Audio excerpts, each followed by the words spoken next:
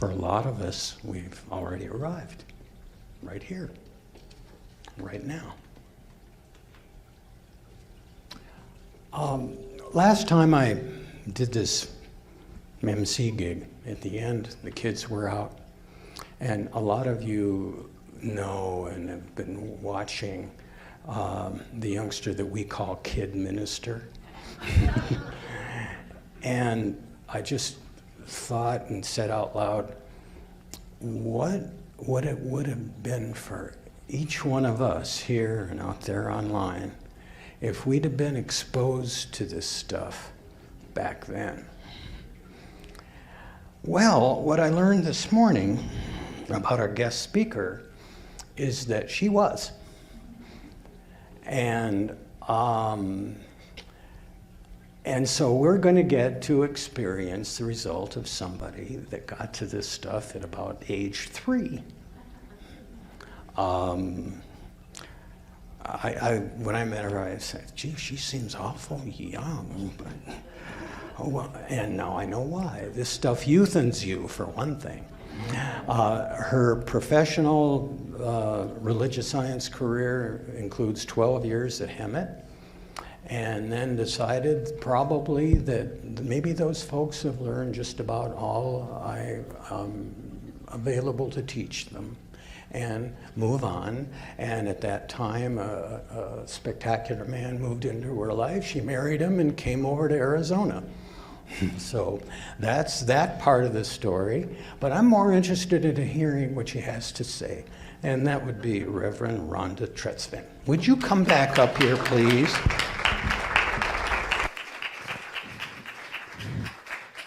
Thank you, Mel. Thank you, beautiful. Thank you. So good morning, everyone. How are you this glorious holiday weekend? It's good. It is. Can you believe that we are 246 years old? We don't look a day over 10, do we? No, we don't. But, you know, I was thinking about this country and, you know, how old we are, 246. So in 4 more years, we're going to be 250. That's amazing. And all the things that have happened to us and all the things that we've learned, and we continue to journey forward. But, you know, life is a series of journeys. And our spiritual quest today, I want to let you know, begins with me, myself, and I. And you know, we, as a collective consciousness, we continue to grow in those growing pains, just like the United States, those states that have come together to create one nation. Here, Prescott, CSL, we come together as a community.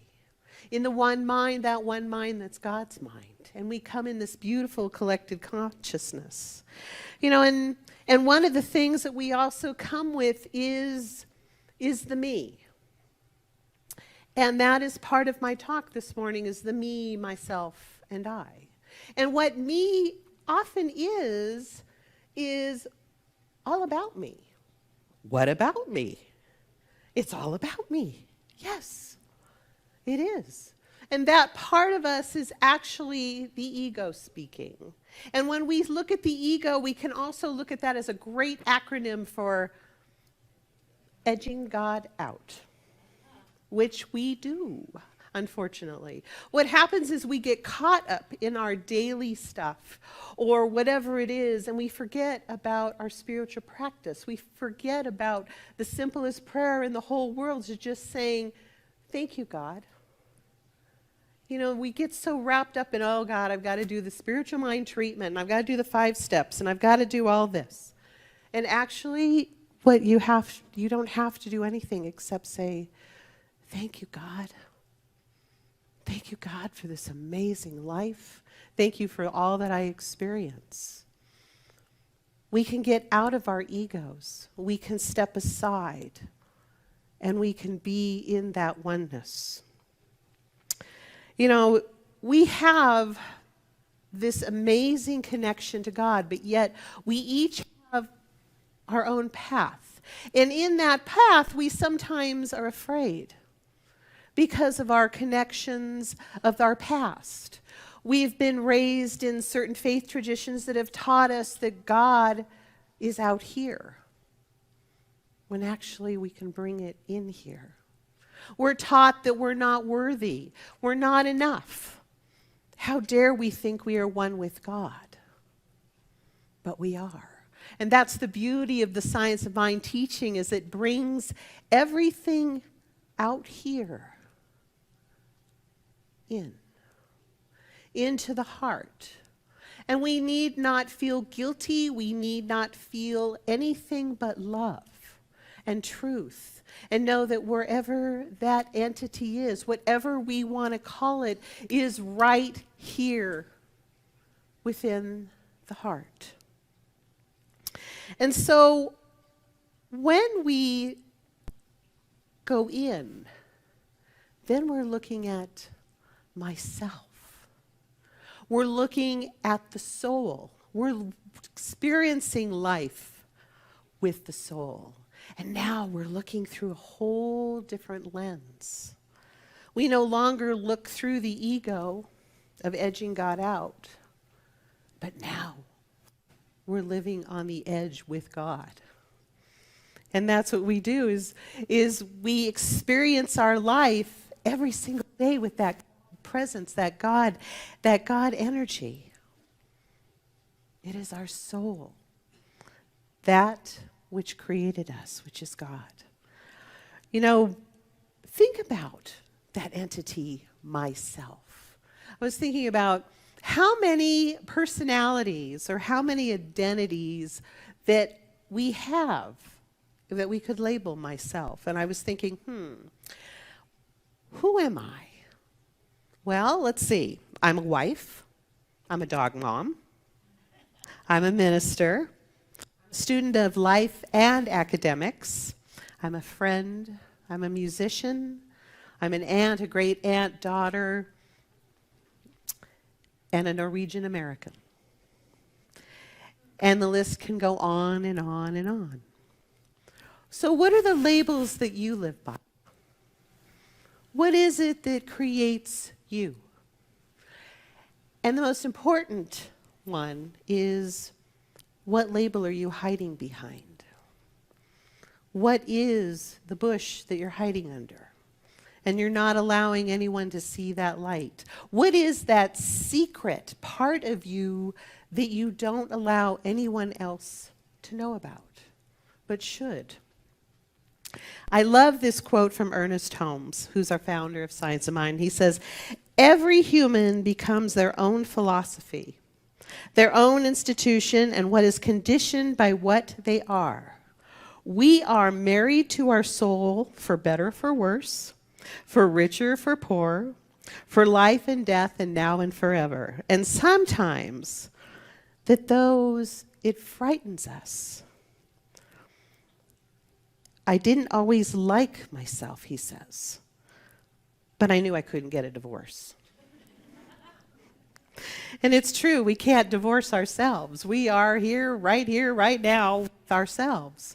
So why is it that the human character wants to constantly divorce ourselves or constantly reinvent ourselves, or why don't we like ourselves? Often what happens is we are comparing ourselves to others, where I should be more like them, or I should be doing this, or I should be doing that. Why? Why? Why do we do that? When actually we should be just looking at ourselves from a place of love. And this is who I have come here to be. And if you don't like it, it's okay. I like myself. I like who I am becoming. Because that's what we are. We are constantly transforming.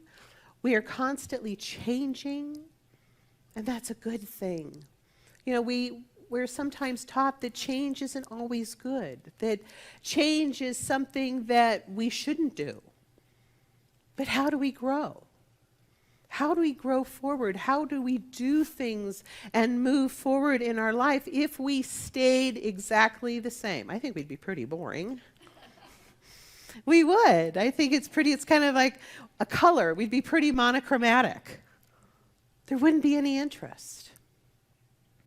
So thank God there's Hobby Lobby and Michael's and places like that where we can explore our creativity. And then, being writers or whatever you want to be.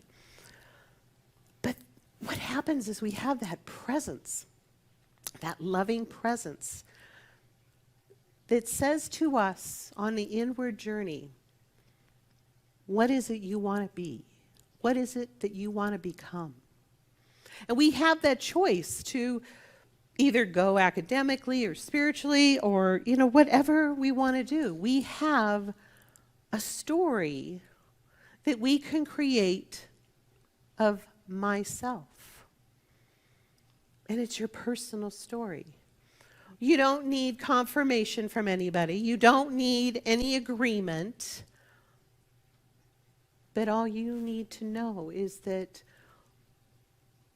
with that personal God of your understanding, you have that life and that love that exists right here within your soul, that has come here to be whatever it is. Maybe you don't want to be anything. Maybe you want to sit on a rock all your life. But you've come here to just be. And that is part of the creation of all that is. So I'm here to tell you that you're part of the pixels of life. You can't get away from it. You're part of the big picture. You're part of God's, or whatever you want to call its name. You're part of its creativity. You're part of the artistry. You're part of the tapestry, and each one of you is a thread that creates this beautiful tapestry of life. Not only individually, but as a whole piece. In our American history, there are a lot of people that have had this wonderful vision of whatever they want to be, or they've been empowered by love or authenticity or inspiration or whatever it is. But because of these individuals that have come forward, they have said, this is what I envision, this is what I see, this is what I want to make better. I don't believe for 1 minute that any of us wants this nation to be bad. I truly believe we want the highest good for all of us. We are one people, and we are one love, and we are many gods. We are many consciousnesses.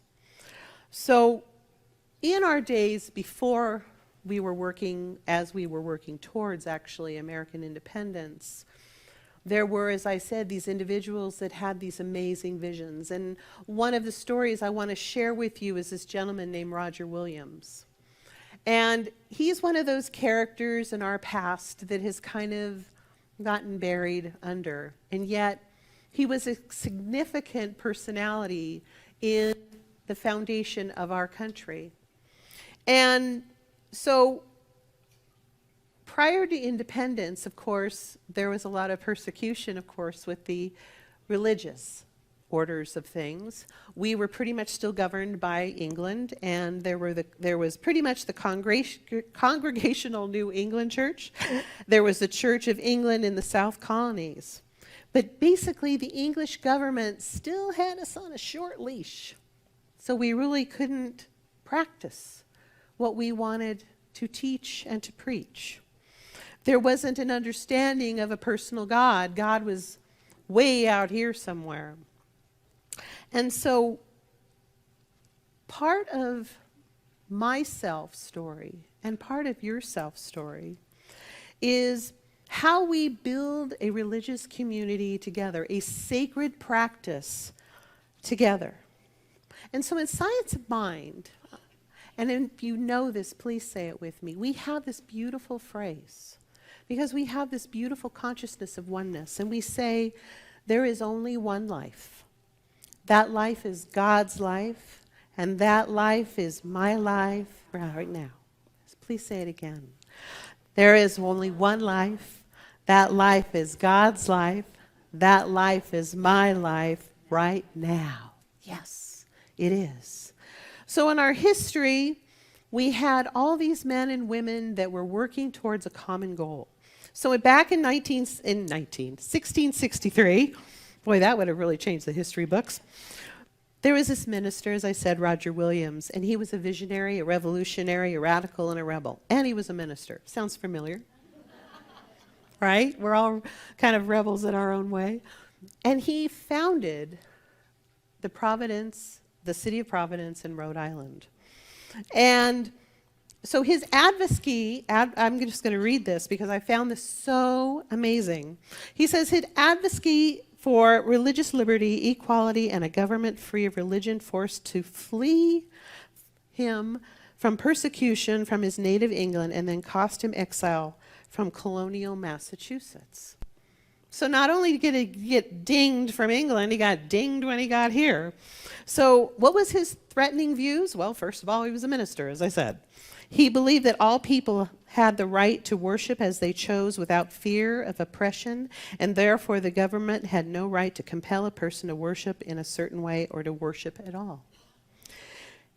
He also established the separation of church and state by removing religious doctrine from governance of the colony, something that wasn't heard of. And as the first true democracy in the modern world, he gave each head of the household, now brace yourselves, an equal vote, including women. Yes, yes. And granted the citizens the power to endow the government with its authority. And so even more radical, here we go, his beliefs on equality extended to the Native Americans and enslaved people. Yes.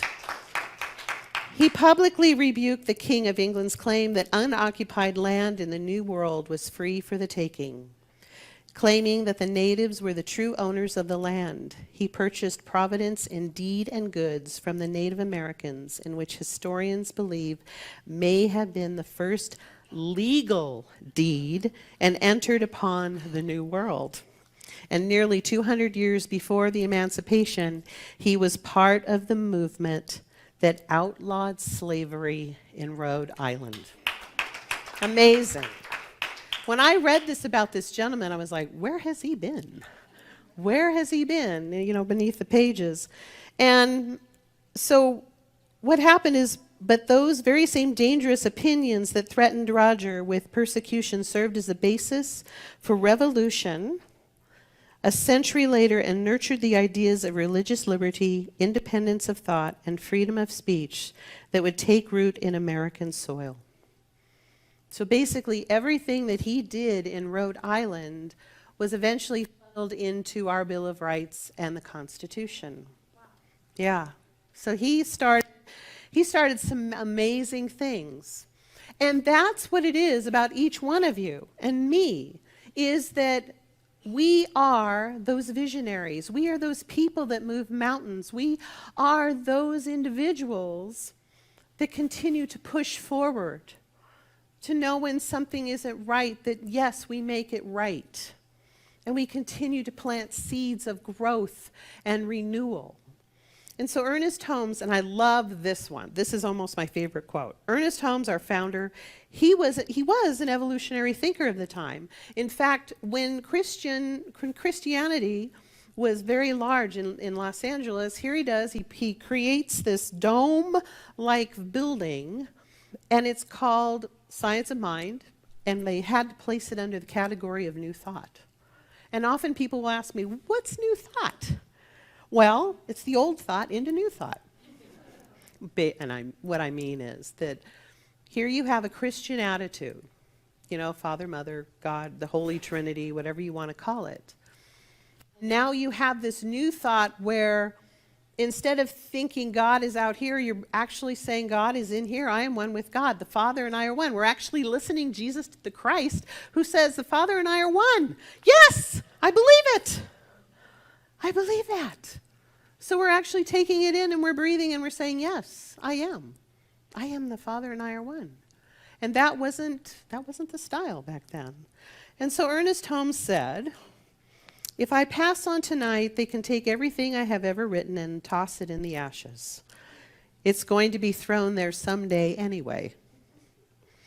But two things will remain. There's a presence and there is a power in the universe which constitutes a real unity of action and reaction, and the polarity from which all things come. Learn to court the presence by not only seeing God in everything and everybody, but by feeling God all the time. Feel the presence in the sacred place of your consciousness. Then use the power your thoughts will change and the conditions of your life. Thoughts are things, change your thinking, change your life. That's what it's about. That is the part of the I am. I am the power and the presence that right now each of us is standing in and sitting on holy ground.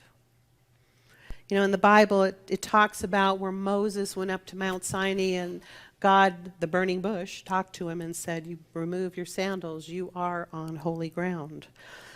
It wasn't because Moses entered into a sanctuary, it was because that was the presence of God right where he was. He was the presence of God.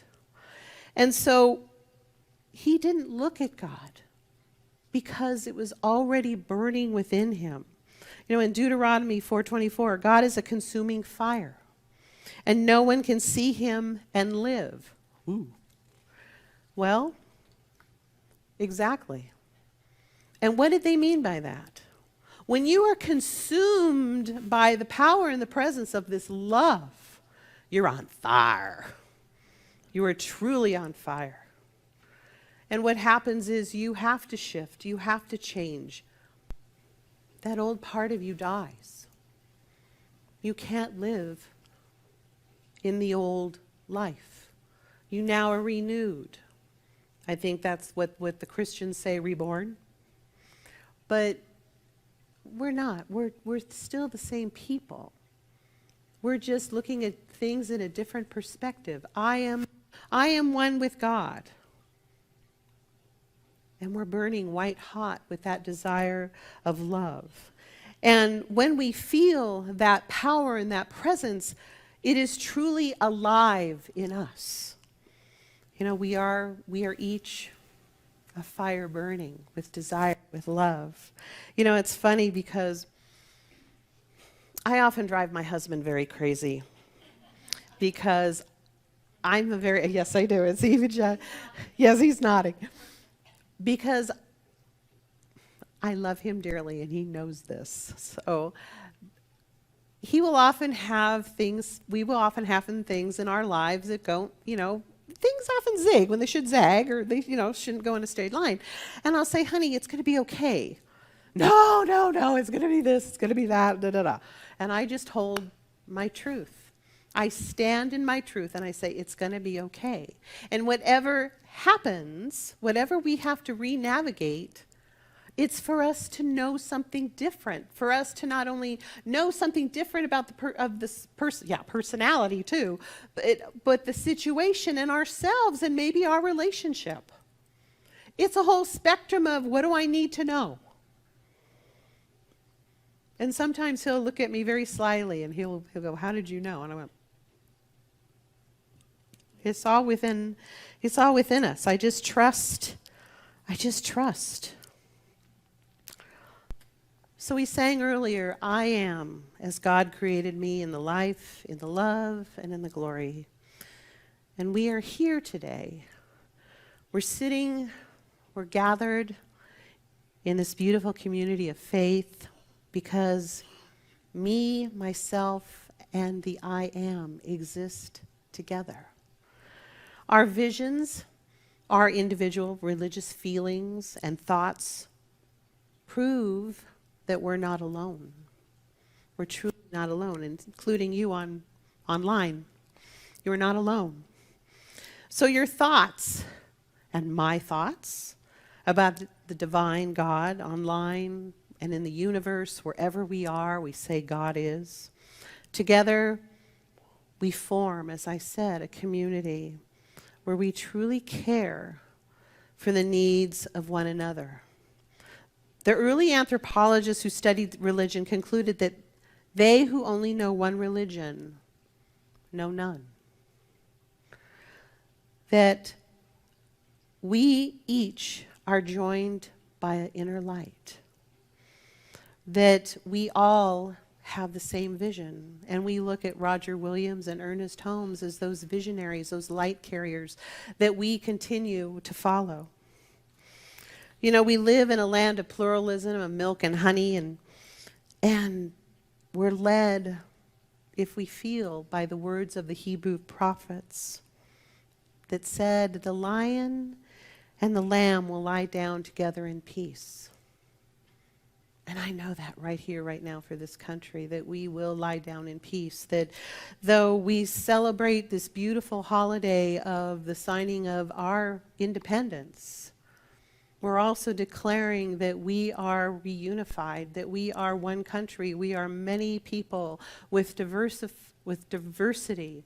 And with that goes our ideas of how things should be, but there is that one love of these United States. We care about our home, we care about our spiritual home. And I really, truly believe that we care about each other, and I know, and I declare right here, that this is all going to work out in the name of love, as I accept it for all of us. You know, we have our individual experiences. And yes, we have severe loneliness. And we reach sometimes into the darkness. And then it's when we find our fellow travelers. We say, wow, I can be in the pursuit of inner light because I have others that are seeking and want to find. As they say, what you are seeking is also seeking you. I truly believe that. What you are seeking is seeking you. And so George Washington said this, and I love this. He says, everyone shall sit in safety under his own vine and fig tree. Everyone shall sit in safety under his own vine and fig tree.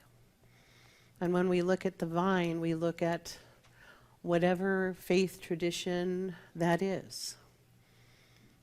Because faith and religion constantly go outward. And the fig is the fruit. The fruit of which we get to pick from, the fruit that we get to eat, that we get to partake in. The beautiful communion, the sweetness of what that which we know as a higher power, God, whatever you want to call it, gives us to bask in, to get spiritual nourishment from. So let us find peace in what we think and appearing as a fragmented land is actually one. Let us know together the same peace and freedom of life and those who created and envisioned this place, this land we call America, because it is truly, truly a beautiful place to be. And so, with that, I have something that I'd like to do with all of you. And I'd like to invite you. So I can get this. How many of you know the amazing Michael Gott? Yeah, okay. Thank you, Michael, for this song. And it's called I Am. How many of you know it? Yes.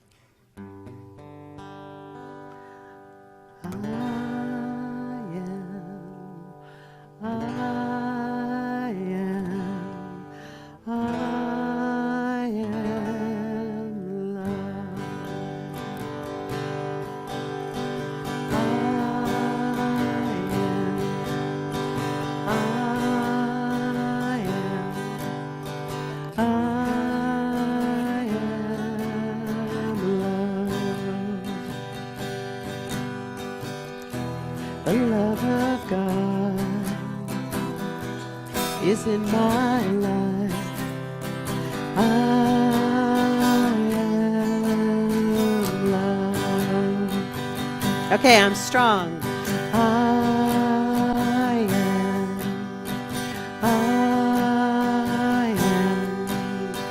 am strong. Yes, we are. I am. Yeah. I am strong.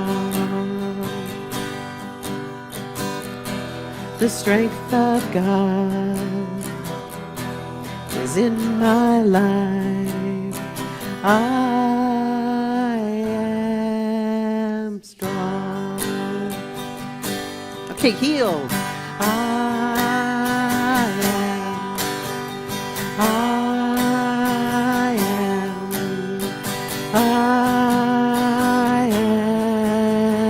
healed.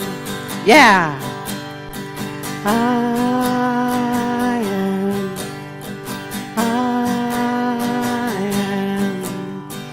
I am healed. The love of God is in my life. I am healed. Okay, blessed.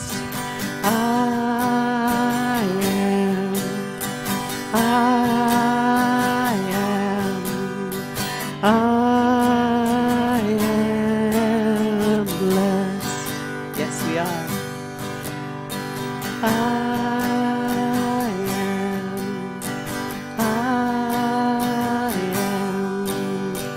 I am blessed. The gifts of God are in my life. I am blessed. I am